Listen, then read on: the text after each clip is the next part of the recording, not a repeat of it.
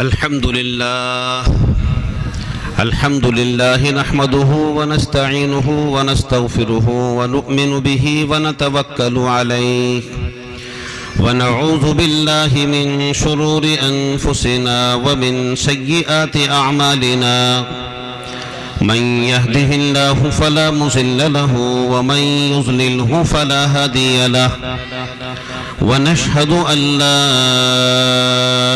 إله إلا الله وحده لا شريك له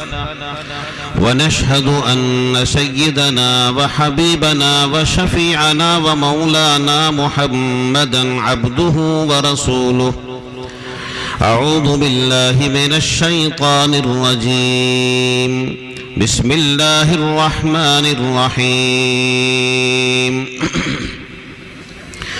يا أيها الذين آمنوا اتقوا الله وقولوا قولا سديدا صدق الله العظيم وعن أيوب الأنصاري رضي الله تعالى عنه جاء رجل إلى النبي صلى الله عليه وسلم فقال إذني وأوجز يا رسول الله صلى الله عليه وسلم فقال رسول الله صلى الله عليه وسلم إذا قمت في صلاتك فصلي صلاة مودع ولا تكلم بكلام تعذر منه غدا وأجمع الأياس مما في أيدي الناس او کما قال علیہ الصلاۃ والسلام۔ معزز حضرات علماء کرام، ائمہ اعظام، محترم بزرگوں، دوستوں، نوجوان ساتھیوں، پیارے بچوں، قرآن کریم کی آیت کا ایک حصہ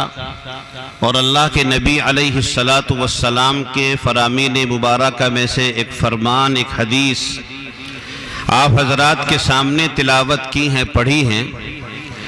بہت مختصر سے وقت میں چند باتیں آپ حضرات سے عرض کرنی ہیں۔ 9:45 بجے ہیں، صرف 15 منٹ کے لیے آپ حضرات سے مجھے چند باتیں کرنی ہیں۔ اس کے بعد میں ہم سب کے بڑے اور دارالعلوم دیوبند کے ممتاز مبلغ حضرت مولانا محمد یامین صاحب دامت برکاتہم تشریف فرما ہیں۔ صرف اس لیے کہ سفر سے آئے ہیں، 10-5 منٹ کے لیے آرام ہو جائے، اس وجہ سے آپ حضرات کے سامنے میں آ کر بیٹھ گیا ہوں۔ اصل بیان انشاءاللہ حضرت مولانا محمد یامین صاحب کا ہی ہوگا۔ ہم تو آپ کے اپنے ہیں، جب چاہے جب سن لیں، جب چاہیں جب سنا دیں، لیکن آج اصل بیان حضرت مولانا محمد یامین صاحب دامت برکاتہم ہی کا ہوگا انشاءاللہ۔ یہ چند باتیں حدیث شریف کی روشنی میں آپ حضرات سے عرض کرنی ہیں۔ دعا کریں کہ اللہ مجھے صحیح کہنے اور ہم سب کو ان باتوں کو سننے، سمجھنے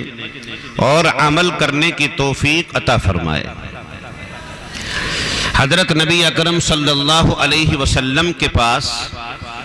ایک آدمی آئے اور انہوں نے آنے کے بعد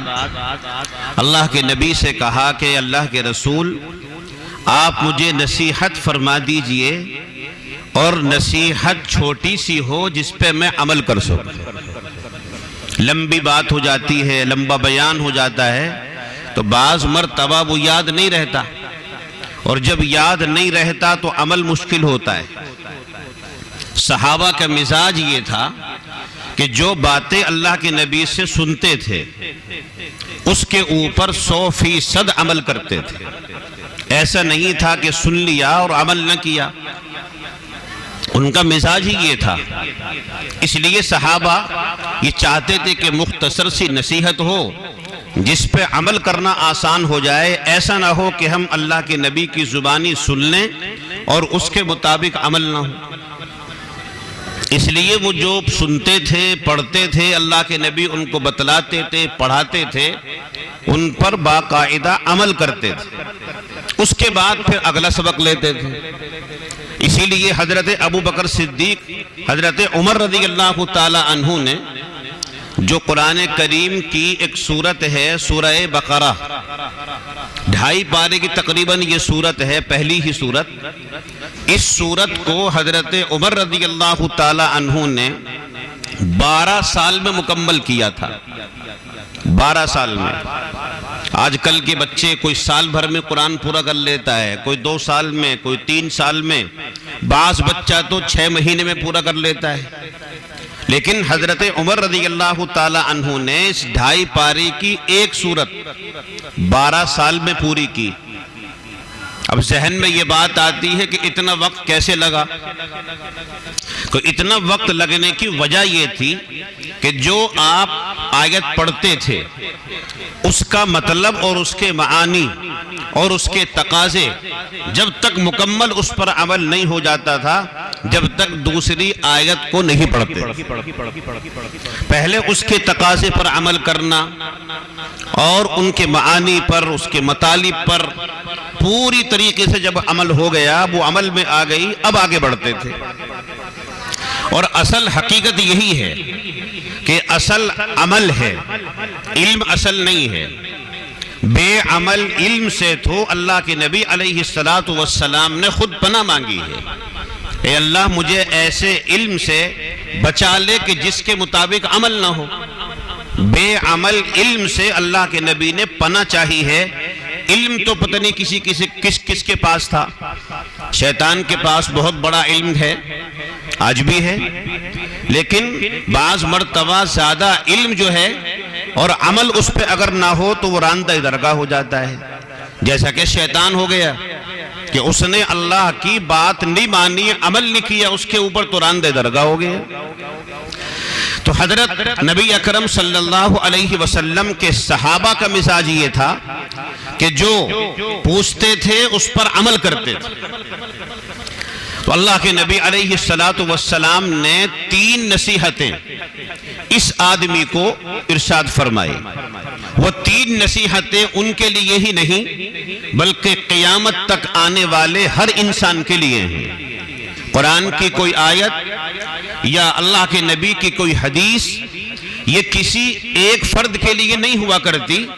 بلکہ قیامت تک آنے والی جتنی انسانیت ہے وہ سب کے لیے ہوتی ہے۔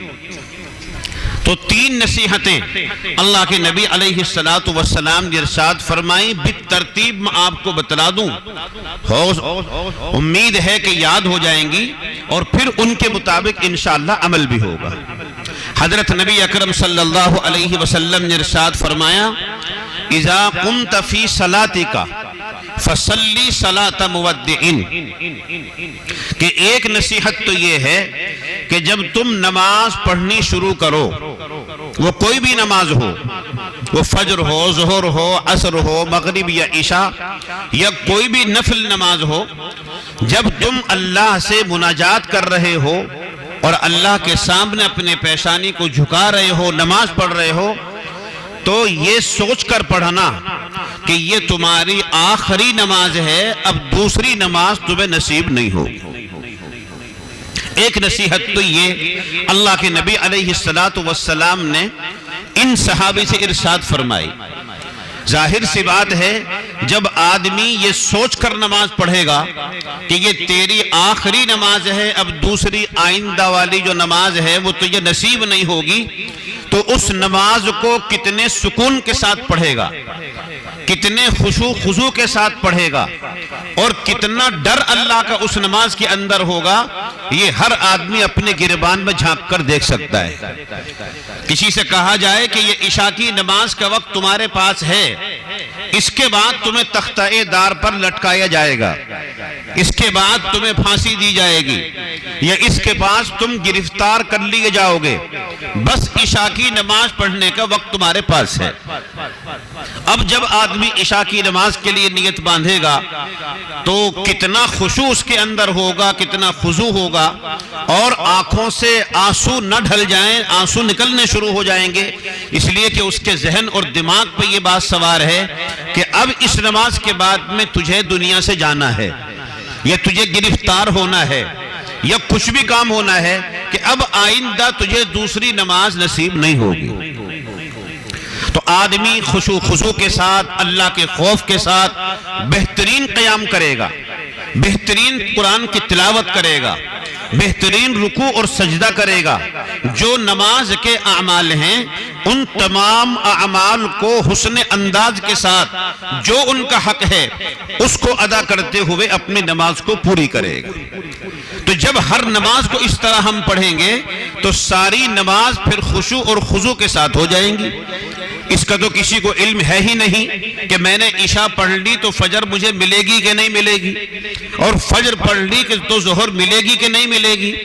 اس لیے ہر نماز کو یہ سوچ کر پڑھنا چاہیے کہ اب یہ میری آخری نماز ہے، اگلی نماز مجھے نصیب نہیں ہوگی۔ جب اس طرح نماز پڑھیں گے تو پھر انشاءاللہ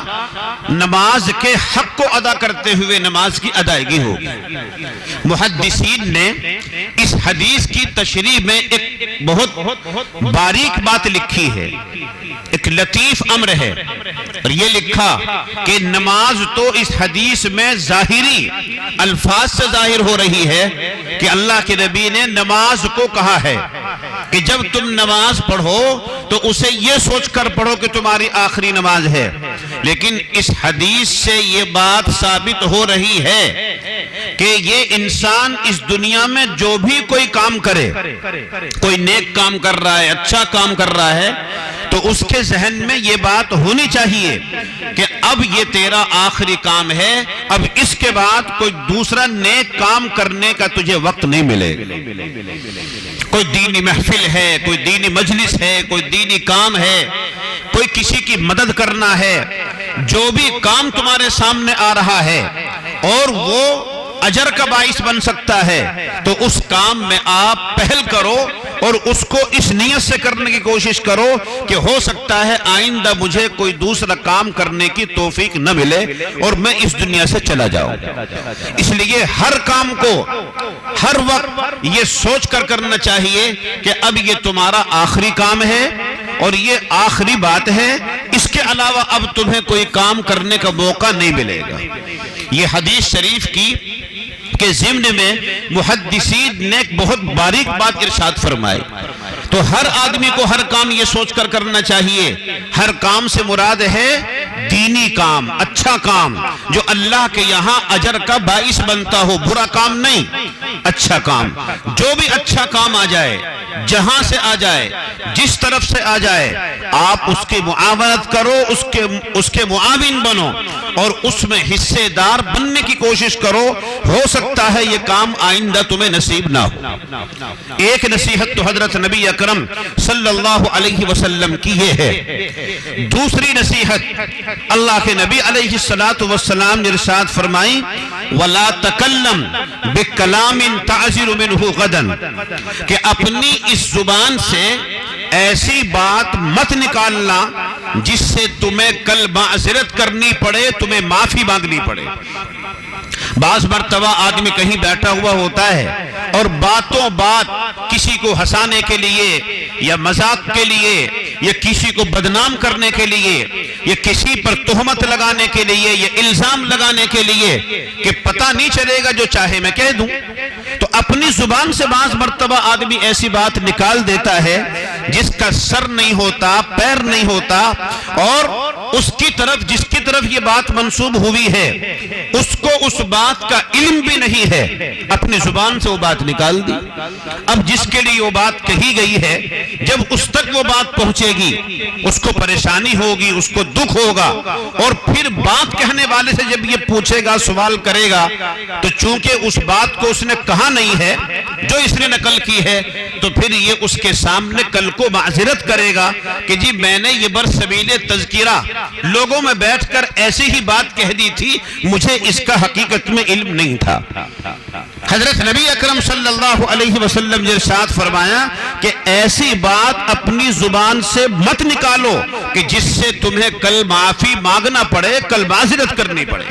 ایسا ہو جاتا ہے، بعض مرتبہ بیٹھک میں بیٹھے ہوئے ہیں، دوستوں میں بیٹھے ہوئے ہیں، گھر بیٹھے ہوئے ہیں، اور آدمی اپنی زبان سے وہ باتیں بول رہا ہے کہ جس کا سر اور پیر نہیں ہے، اور یاد رکھو جس کے لیے وہ باتیں کہی گئی ہیں، اگر دنیا میں بھی اس آدمی نے اس بات کا مطالبہ نہ کیا اور اس کو پتہ نہ چلا اور اس بات کی وجہ سے وہ بدنام ہو گیا، اس کے اوپر تہمت لگ گئی، اس کے اوپر الزام آ گیا، لوگوں کی نظروں میں اس کی عزت کم ہو گئی، جبکہ اس بات کا کوئی سر اور پیر نہیں ہے، اگر اس آدمی نے بھی اس بات کا مطالبہ نہ کیا اور آپ نے یہاں معذرت اور معافی اس کی نہیں کی، تو اللہ کی ایک عدالت بہت بڑی میدان قیامت میں لگنے والی ہے، وہاں وہ بات آپ کو ثابت کرنی پڑے گی، اور اگر وہ ثابت نہیں ہوئی تو پھر اس کا راستہ کیا ہے وہ سب جانتے ہیں۔ صحیح بات کا راستہ جنت ہے اور غلط بات کا راستہ جہنم۔ اگر یہ بات ثابت نہیں کر سکا، سراسر الزام ہے، یہ سراسر تہمت ہے اور جھوٹ ہے، اور اللہ کی عدالت میں بھی اس بات کو آدمی ثابت نہیں کر پائے گا، تو پھر اس آدمی کا ٹھکانہ جہنم کے علاوہ کوئی نہیں۔ اس لیے اپنے مذاکروں میں اور اپنی بیٹھکوں میں اور اپنے درمیان میں بات ایسی بولو جو حقیقت ہو اور جو صحیح ہو۔ اگر صحیح بات ہے تو اس کو آگے تک پہنچانے کی کوشش کرو، اور اگر کوئی بات کسی کی غلط ہے بھی تو حکم یہ ہے شریعت کا کہ اس پر پردہ ڈالو، اس کو چھپا کے رکھو۔ اگر وہی بات تمہارے لیے ہو جائے تو تمہیں کیسے لگے گا؟ جب تمہیں اچھا نہیں لگے گا تو پھر دوسروں کو کیسا اچھا لگے گا؟ اس لیے وہی بات پسند کرو جو اپنے لیے پسند کرتے ہو، وہی دوسرے کے لیے پسند کرو۔ تو حضرت نبی اکرم صلی اللہ علیہ وسلم نے ارشاد فرمایا کہ وَلَا تَكَلَّمْ بِكَلَامٍ تَعْزِرُ مِنْهُ غَدًا، کہ ایسی بات اپنی زبان سے مت نکالو کہ جس سے تمہیں کل معذرت کرنی پڑ جائے، معافی مانگنی پڑ جائے، اس بات کا سر اور پیر نہیں ہے۔ عام طور پہ ایسی باتیں ہوتی رہتی ہیں، بہت سے لوگوں کو مشغلہ ہی یہ ہے کہ جگہ جگہ بیٹھ کر فلاں کے متعلق بات کرنا، فلاں کے متعلق تذکرہ کرنا، اپنے کاروبار کی طرف نظر نہیں، اپنی ذات کی طرف نظر نہیں، اپنی آخرت کی طرف نظر نہیں، بس دوسرے کی زندگی اور دوسرے کے کردار پر کیچڑ اچھالنے کے لیے ہر وقت آدمی ذکر و مذاکرے میں لگے رہتے ہیں، جبکہ ان کا کوئی سر اور پیر نہیں ہوتا۔ اس لیے اللہ کے نبی نے فرمایا کہ ایسی بات مت کرو کہ جس کا سر اور پیر نہ ہو، جس کو تم ثابت نہ کر سکو، ایسی بات اپنی زبان سے نہ نکالو۔ یہ دوسری نصیحت ہے۔ تیسری نصیحت، نبی اکرم صلی اللہ علیہ وسلم نے ارشاد فرمایا وَأَجْمِعِ الْأَيَاسَ مِمَّا فِي أَيْدِي النَّاسِ، کہ جو لوگوں کے پاس میں اللہ کے انعامات ہیں، کسی کے پاس میں عزت اللہ کی ایک نعمت ہے، کسی کے پاس میں مال اللہ کی ایک نعمت ہے، کسی کے پاس میں عہدہ اور منصب اللہ کی ایک نعمت ہے، کسی کے پاس میں بہترین مکان اور بیٹھک ہے، کسی کے پاس میں بہترین گاڑی ہے، کسی کے پاس میں اللہ کا دیا ہوا کوئی تحفہ ہے۔ حضرت نبی اکرم صلی اللہ علیہ وسلم فرمایا کہ اپنے آپ کو ان چیزوں سے مایوس کر لو، للچائی ہوئی نظروں سے اس کی طرف مت دیکھو، اور ذہن اور دماغ کے اندر یہ بات نہ لاؤ کہ یہ نعمتیں اس سے ختم ہو جائیں اور مجھے مل جائیں۔ یہ ایک طرح کا حسد ہوتا ہے، اور یہ حسد نیکیوں کو اس طرح کھاتا ہے کہ جس طرح آگ لکڑی کو کھا جاتی ہے۔ حضرت نبی اکرم صلی اللہ علیہ وسلم نے یہ تین باتیں بڑی اہم اپنے ان صحابی سے ارشاد فرمائی۔ ہاں، آدمی آرزو کر سکتا ہے، آدمی دعا کر سکتا ہے کہ اے اللہ، جیسی عزت تو نے فلاں آدمی کو دی مجھے بھی عطا فرما، جیسا کاروبار فلاں کو عطا کیا اللہ مجھے بھی عطا فرما، جیسا منصب فلاں کو دیا مجھے بھی عطا فرما۔ لیکن اس کے اوپر حسد اور یہ سوچ اور آدمی کے ذہن میں یہ بات گھومتی رہے کہ اس کے پاس سے یہ چیزیں ختم ہو، مجھے ملے یا نہ ملے، یہ ایک طرح کا حسد ہوتا ہے، یہ آدمی کو ہلاک کر دیتا ہے۔ یہ چیزیں ہمارے معاشرے کے اندر عام طور پر پھیل رہی ہیں اور عام طور پر چل رہی ہیں، ان کے اوپر روک لگانے کی ضرورت ہے اور خود ان چیزوں سے رکنے کی ضرورت ہے۔ الحمدللہ ہمارے اس گاؤں میں بہت ساری چیزیں ہوتی تھیں اور اب بھی ہوتی ہیں، لیکن جب کہنے والے کہتے ہیں اور اس کے اوپر محنت ہوتی ہے تو ہمارے گاؤں کا الحمدللہ یہ مزاج ہے۔ اور میں علل اعلان اس بات کو کہتا ہوں کہ جو مومن کی صفت حدیث شریف میں اللہ کے نبی علیہ السلام نے ارشاد فرمائی ہے، حیّن لین المؤمن حیّن لین، کہ مؤمن جو ہوتا ہے سیدھا سادہ اور بھولا بھالا ہوتا ہے۔ الحمدللہ ہمارے اس گاؤں کے لوگوں کے مزاج میں سیدھا پن اور بھولا بھالا پن فطرت میں ہے۔ جب کسی آدمی کو کوئی بات سمجھائی جاتی ہے اور کہی جاتی ہے تو الحمدللہ وہ آدمی اس بات کو مانتا ہے اور اس پر عمل کرتا ہے۔ ابھی الحمدللہ ہم نے گاؤں میں اصلاح معاشرہ کا کام کیا۔ آپ نے دیکھا تھا پہلے 1-2 مہینے پہلے ہر شادی میں ڈی جے بجتا تھا، ہر شادی میں تقریباً گولے آتش بازی ہوتی تھی، اور ہر شادی میں ناچنے والی گاڑیاں اور ناچنے والے لڑکے اور لڑکیاں، یہاں تک کہ فاحشہ عورتوں کو لا کر ہمارے اس گاؤں میں وہ کس نے کیا کیا وہ جانے گا، ہمارے گاؤں میں نچایا گیا۔ ہمارے دل پر یہ بات لگی، لوگوں نے ہم سے مطالبہ کیا کہ علماء کی ذمہ داری ہے، جو اہل علم ہیں ان کا یہ کام ہے کہ لوگوں کو برائیوں سے روکنا چاہیے۔ اور حدیث شریف بھی ہے، ما من رجل یکون فی قوم یعمل فیہم بالمعاصی یقدرون علی ان یغیروا ولا یغیرون، کہ اگر کسی قوم میں برائیاں ہو رہی ہوں اور اس قوم میں روکنے والے لوگ بھی موجود ہوں اور وہ اپنی سستی کی وجہ سے یا کسی کے لان تان کی وجہ سے یا برائی کو سامنے رکھ کر اس برائی سے نہ روکیں کہ لوگ مجھے برا کہیں گے، لوگ لان تان کریں گے، لوگ مجھے پتہ نہیں کیا کیا کہیں گے، اپنے آپ کو بچائے رکھے اور لوگوں کو برائی سے نہ روکے۔ تو حضرت نبی اکرم صلی اللہ علیہ وسلم فرمایا، قریب ہے وہ وقت کہ اس کے اوپر ایسا عذاب اللہ کی طرف سے آئے گا، ایسا عذاب اللہ کی طرف سے آ جائے گا جس کے لیے یہ پریشان ہو جائے گا، اور مرنے سے پہلے اس کو اللہ کسی نہ کسی عذاب میں ضرور مبتلا کرے گا۔ یہ سب سے بڑی ذمہ داری اہل علم کی ہے کہ ان چیزوں پر روک لگانے کی کوشش کریں۔ ہم نے اس کو شروع کیا، مسجد در مسجد ماشاءاللہ محنت ہوئی، تمام ائمہ نے اور تمام قصبے کے علماء نے الحمدللہ اس کو بہت اچھے انداز پر قبول کیا اور اس پر محنت کی، اس کا جوڑ کیا،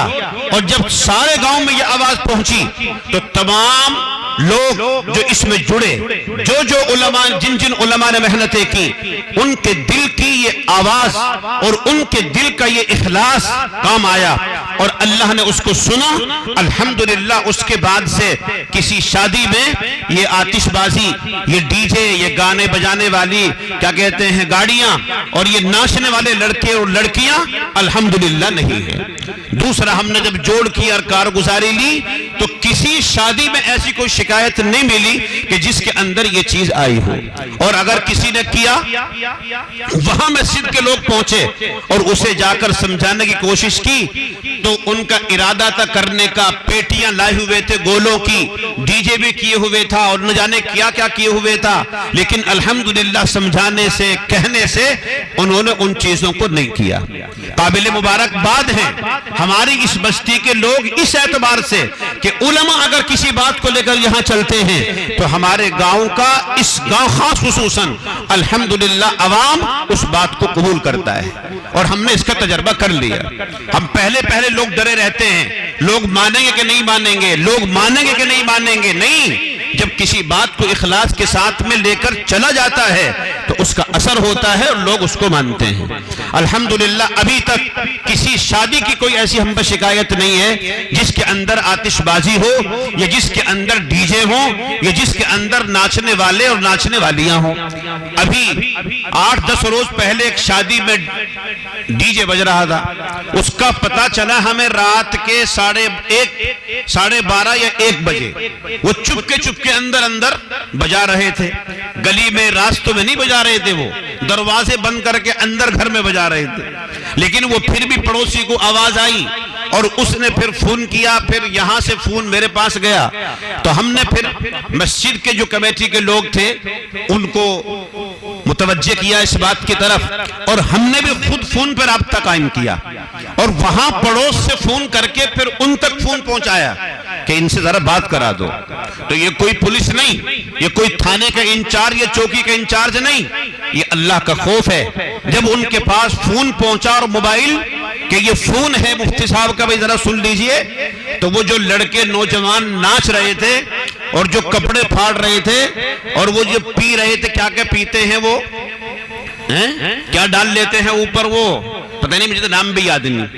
کیا کیا بہاتے ہیں اوپر، اس کو بہا کے ناچتے گاتے ہیں، تو فون بھی سننے کو تیار نہیں ہوئے وہ، اور بس اسی وقت انہوں نے وہ ڈی جے بند کر کے ایک طرف رکھ دیا اور اپنے گھر چلے گئے۔ اور پھر جب ہم صبح اپنی جماعت لے کر وہاں پہنچنے کی کوشش کی ہم نے، تو وہ سارے لڑکے کوئی ادھر کوئی ادھر کوئی ادھر، کوئی ایک بھی اپنے گھر نہیں ملا۔ یہ الحمدللہ اچھی بات ہے کہ اگر کوئی عالم اور اہل علم کسی بات کو لے کر اٹھ رہا ہے اور اس کا اتنا ڈر اور اتنی حیا ہے، تو یہ ہمارے لوگوں کی ایک اچھی بات ہے، اور یہ مومن کی صفاتوں میں سے ایک صفت ہے کہ مومن بھولا بھالا سیدھا سادہ ہوتا ہے، جب اس کے پاس کوئی بات پہنچتی ہے تو اسے قبول کرتا ہے۔ الحمدللہ اس کا اثر ہو رہا ہے اور آئندہ ہوتا رہے گا۔ مجھے امید یہ ہے کہ ہمارے اس گاؤں کا پیغام انشاءاللہ پورے علاقے میں نہیں بلکہ پوری برادری میں پہنچے گا، اور آپ کا یہ کام انشاءاللہ دوسروں کے لیے ایک کیا کہتے ہیں رہنما بنے گا اور ایک اصول کی حیثیت رکھے گا۔ اللہ تعالی ہمیں ان باتوں پر عمل کرنے کی توفیق عطا فرمائے اور ہماری اس بستی پر خصوصی رحمتیں نازل فرمائے۔ جو حضرات اس میں لگے ہوئے ہیں اللہ ان کی محنتوں کو قبول فرمائے۔ اب اطمینان کے ساتھ بیٹھے رہیں، جانے کی کوئی فضا نہ بنائیں۔ حضرت مولانا محمد یامین صاحب دامت برکاتہم بہت دور دراز کا سفر کر کے یہاں آ رہے ہیں۔ آپ جانتے ہیں کہ رہنے والے تو وہ سونتے کے ہیں، ہمارے اپنے ہیں، لیکن دارالعلوم دیوبند کی جو نسبت ان کے ساتھ لگی ہوئی ہے، مبلغ دارالعلوم دیوبند ہیں، تو کتنے لوگوں کی چاہت ان کے پیچھے لگی ہوئی ہے ہمارے یہاں آ جائیں، ہمارے یہاں آ جائیں۔ ایک ایک دن میں کئی جگہ جانا، کہیں بعض مرتبہ کھانا بھی نصیب نہیں ہوتا۔ یہاں کا پروگرام ختم ہوا، دوسرے کا فون آ گیا، چلو بھائی وہاں کھا لیں گے، وہاں سے فارغ ہوئے تیسرے کا فون آ گیا، چلو بھائی وہاں کھا لیں گے۔ تو بعض مرتبہ پورے دن کھانا بھی نصیب نہیں ہوتا اور وہ سفر ہی سفر میں رہ جاتے ہیں۔ تو میں تھوڑی دیر کے لیے اس لیے بیٹھ گیا تھا تاکہ ان کو تھوڑا آرام مل جائے۔ اب اصل بیان انشاءاللہ آپ کے سامنے ان کا ہوگا اور انہی کی دعا پر اس جلسے کا اختتام ہو جائے گا۔ سب لوگ اطمینان کے ساتھ میں تشریف رکھیں۔ وآخر دعوانا ان الحمدللہ رب العالمین۔ جس کے دل میں آئے پالے روشنی، میں نے تو دیا جلا کے سر عام رکھ دیا۔ حضرات سامعین کرام، حضرت مفتی محمد عثمان صاحب دامت برکاتہم العالیہ ہمارے علاقے کے وہ ممتاز عالم دین ہیں جن پر ہمیں فخر ہے، غرور ہے، اور جو اس علاقے کے علماء کی قیادت اور صدارت فرما رہے ہیں۔ الحمدللہ دور دراز علاقوں تک ہمارے اس قصبے کا حضرت نے نام روشن کیا ہے۔ اللہ تعالیٰ سے دعا ہے کہ اللہ تعالیٰ حضرت کی تمام باتوں پر ہم سب کو عمل کرنے کی توفیق عطا فرمائے، اور حضرت کا سایہ عاطفت اللہ تعالیٰ ہم سب کے سروں پر تا دیر قائم اور دائم فرمائے۔ حضرات، اب کچھ ہی دیر میں ہم سب کے بڑے مبلغ اعظم، نمونہ اسلاف، واعظ بے مثال جناب حضرت اقدس مولانا محمد یامین صاحب دامت برکاتہم وہ اسٹیج پر تشریف لانے والے ہیں۔ اس سے قبل کہ حضرت مسند ارشاد پر جلوہ فروز ہوں، اب میں چاہتا ہوں حضرت مفتی محمد عثمان صاحب کے بڑے فرزند محترم قاری محمد سفیان صاحب یہاں تشریف فرما ہے، میں ان سے درخواست کر رہا ہوں کہ وہ تشریف لائیں اور تلاوت کلام اللہ شریف سے ہم سامعین کو مستفید فرمائیں۔ قاری محمد سفیان صاحب۔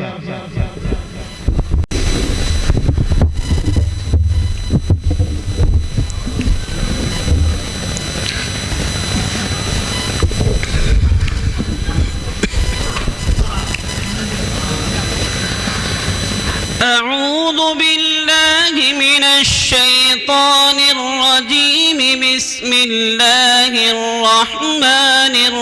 الرحيم. وما هذه الحياة الدنيا إلا لهو ولعب وإن الدار الآخرة لهي الحيوان لو كانوا يعلمون. فإذا ركبوا في الفلك دعوا الله مخلصين له الدين فلما نجاهم إلى البر إذا هم يشركون ليكفروا بما آتيناهم وليتمتعوا فسوف يعلمون. أولم يروا أنا جعلنا حرما آمنا ويتخطف الناس من حولهم أفبالباطل يؤمنون وبنعمة الله يكفرون. ومن أظلم ممن افترى على الله كذبا أو كذب بالحق لما جاءه أليس في جهنم مثوى للكافرين. والذين جاهدوا فينا لنهدينهم سبلنا وإن الله لمع المحسنين.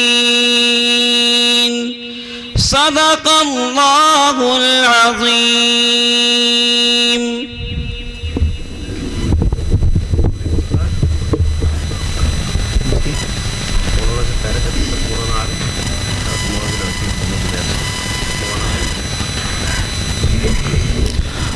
حضرات سامعین کرام،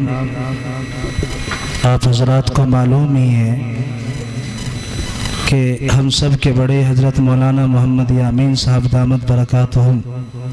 وہ مدرسے میں ہی تشریف فرما ہے اور ان کے ساتھ میں حضرت کے صاحبزادے حضرت مولانا تشریف فرما ہے. اس سے قبل حضرت مولانا محمد زبیر صاحب دامت برکاتہم، اس سے قبل کہ حضرت اسٹیج تک تشریف لائے، میں ان سے درخواست کر رہا ہوں 5-7 منٹ کے لیے وہ اپنا خطاب پیش فرمائیں.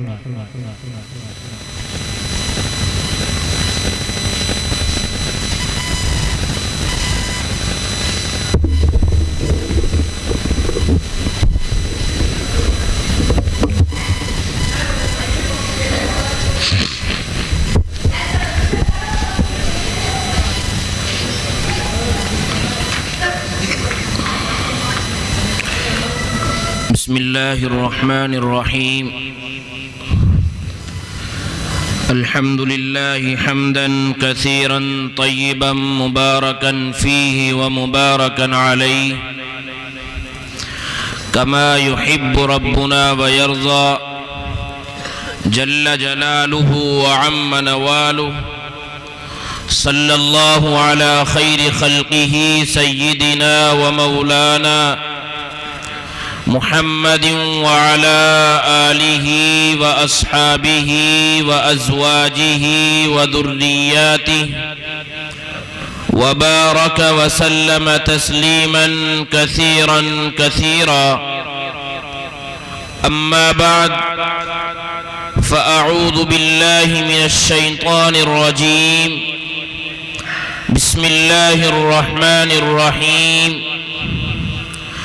اليوم أكملت لكم دينكم وأتممت عليكم نعمتي ورضيت لكم الإسلام دينا. صدق الله العلي العظيم. اسٹیج پر تشریف فرما حضرات علماء کرام اور میرے محترم بزرگوں اور دوستوں، مدرسہ ہادہ کے سالانہ اجلاس میں گزشتہ سال بھی والد گرامی کے ساتھ حاضری ہوئی تھی اور اس مرتبہ بھی آنا ہوا ہے۔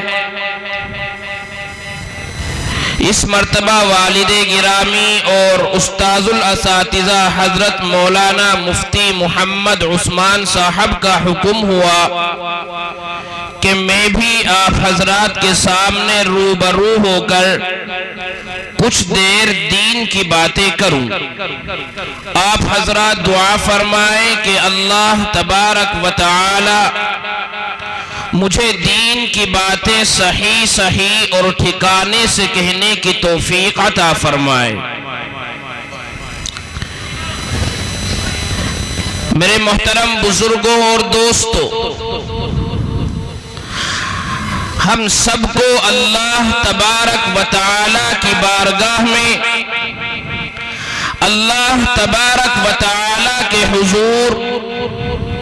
اللہ تبارک و تعالی کے سامنے سجدہ ریز ہونا چاہیے اور اس بات پر اللہ تبارک و تعالی کا بار بار شکر ادا کرنا چاہیے کہ اللہ تبارک و تعالی نے ہمیں دولت اسلام سے سرفراز فرمایا ہے، کہ اللہ تبارک و تعالی نے ہمیں مسلمان بنایا ہے، اللہ تبارک و تعالی نے ہمیں اسلام جیسی دولت عطا فرمائی ہے۔ یہ جو ہمارا مذہب ہے، جس کو ہم ماننے والے ہیں، جس کو ہم مانتے ہیں، جس کی وجہ سے ہم کو مسلمان کہا جاتا ہے، یہ مذہب اسلام ہے۔ اس مذہب کے بارے میں جیسی بات اللہ تبارک و تعالی نے بیان فرمائی ہے، ایسی بات کسی اور مذہب کے بارے میں، کسی اور دین کے بارے میں نہیں فرمائی۔ کیا فرمایا؟ وَرَضِيتُ لَكُمُ الْإِسْلَامَ دِينًا، کہ میں آج تمہارے دین اسلام سے راضی ہو گیا ہوں۔ کسی اور مذہب کے بارے میں اللہ تبارک و تعالی نے یہ نہیں فرمایا کہ میں اس مذہب سے راضی ہو گیا ہوں، بلکہ صرف کون سے مذہب کے بارے میں فرمایا؟ مذہب اسلام کے بارے میں۔ کیا فرمایا؟ وَرَضِيتُ لَكُمُ الْإِسْلَامَ دِينًا، کہ میں تمہارے دین اسلام سے راضی ہو گیا ہوں۔ ایک مرتبہ کا موقع ہے، حضرت عمر رضی اللہ تعالی عنہ روایت کرتے ہیں کہ ہم ایک مرتبہ نبی کریم صلی اللہ علیہ وسلم کے پاس بیٹھے ہوئے تھے کہ اچانک ایک شخص آتا ہے، سفید کپڑے پہنے ہوئے ہیں، سر کے بال بالکل کالے ہیں، اس کے بدن پر، اس کے چہرے پر سفر کی کوئی نشانی بھی نظر نہیں آ رہی ہے، سفر کا کوئی اثر محسوس نہیں ہو رہا ہے، اور یہ بھی فرماتے ہیں لا یعرف منا احد، کہ ہم میں سے کوئی بھی شخص اس کو پہچان بھی نہیں پا رہا تھا۔ وہ شخص آیا اور آپ صلی اللہ علیہ وسلم کے برابر میں اس طرح بیٹھا کہ اپنی زانوں کو آپ صلی اللہ علیہ وسلم کی زانوں سے ملایا اور اپنے ہاتھوں کو آپ صلی اللہ علیہ وسلم کی ران پر رکھا، یعنی بالکل اس طرح بیٹھ گیا کہ جس طرح روزانہ ہمارے درمیان رہتا ہو۔ آپ صلی اللہ علیہ وسلم کے پاس اس طرح بیٹھا کہ جیسے پہلے ہی سے آپ صلی اللہ علیہ وسلم سے جان پہچان ہو، اور بالکل بے تکلفی کے ساتھ آپ صلی اللہ علیہ وسلم کے پاس بیٹھ کر پوچھنے لگا، یا رسول اللہ اخبرنی عن الاسلام، کہ اے اللہ کے رسول مجھے اسلام کے بارے میں بتلائیے کہ اسلام کیا چیز ہے، اسلام کے بارے میں بتلائیے کہ اسلام کیا چیز ہے، اسلام کا تعارف کرائیے۔ اللہ کے رسول صلی اللہ علیہ وسلم نے ارشاد فرمایا کہ اسلام یہ ہے ان اشہد ان لا الہ الا اللہ وان محمد الرسول. دوستو ویڈیو اچھی لگی ہو تو ویڈیو کو ایک لائک کر دیں اور ایک پیارا سا کمنٹ کر دیں اور اسلامک ویڈیو کے لیے ہمیں سبسکرائب کر لیں.